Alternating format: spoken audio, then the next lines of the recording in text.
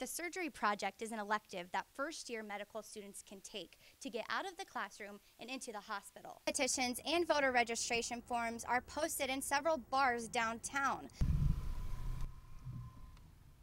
If a sticky-fingered bandit takes your scooter, you should file a police report right away. Of the $473 million it took to rebuild campus, almost $8 million went to saving the first floor of Mayflower. Coming up on Daily Iowan TV, find out what engineers are doing in an attempt to replace coal for energy. This is the president's first trip back to Iowa since he unveiled his health care plan in 2007 during his campaign.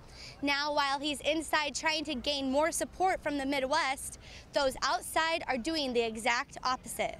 I don't want Washington, D.C. dictating to me how I must live.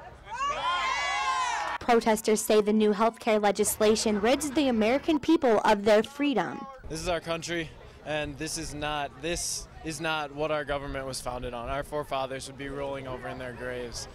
And some say the bill did not pass without corruption. The way in which this process has gone, the backroom deals, the unconstitutionality of making us buy a product, it's not right. And the Republicans say they've had enough. We think we need to repeal the health care bill. We think this is ridiculous. According to one protester, today's rally is only the beginning. We're going to speak as one group, and the American people are awake now, and we're taking our government and our country back. Getting more people on board with the health care bill may be an uphill battle for President Obama. Leandra Verink, Daily Iowan TV. This might be an unusual sight for an out-of-towner, but University of Iowa students don't think twice when they see scooters zooming up and down the streets. I drive a scooter because I can get a parking spot close to all of my classes. I joined a scooter gang, not really a gang, but just kind of a fun group of people who rode around. Whether it's just for fun or simply convenient, scooters are such a hot commodity that some are going to illegal lengths to obtain them. My scooter was stolen. Though it was in safekeeping, Whitney's scooter was snatched right from under her nose. Was in my parking space in the garage at the lodge.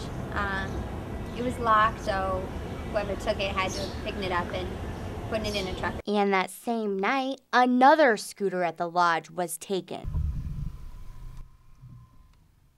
If a sticky-fingered bandit takes your scooter, you should file a police report right away. But after that, all you can do is just hope it turns up. Sometimes we recover them, sometimes we don't. According to Sergeant Brotherton, about a month ago, the police department found a scooter that had been reported stolen underneath a bridge, which turned out to be one big prank. But Whitney isn't holding her breath on this one. I think I'm just out now. I'm going to try and find other ways to get around. And in the meantime, the scooter snatcher may still be lurking on campus, so be careful he or she doesn't nab your ride. Leandra Verink, UITV.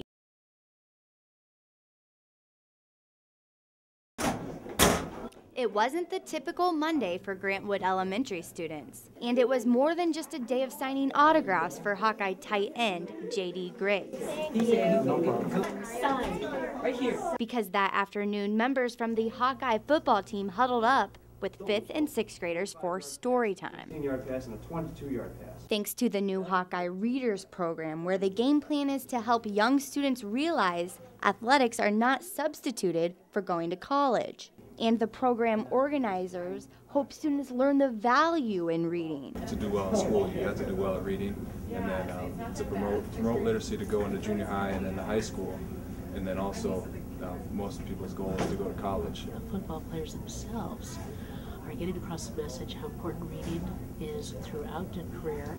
And when story time came to a close, students had the chance to learn more about their new reading buddies. They asked the players several questions, including the title of their favorite books and what it means to be a student athlete. Is it hard being an athlete and a student? I was really glad that they had a lot of questions and that they knew who I was. Though the players are not required to participate in the program, punter Ryan Donahue says he's glad he did. You know, watching those 20 faces today in the classroom and change their world.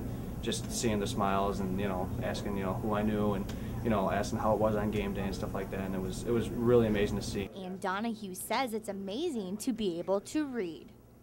Leandra Verink, Daily Iowan TV.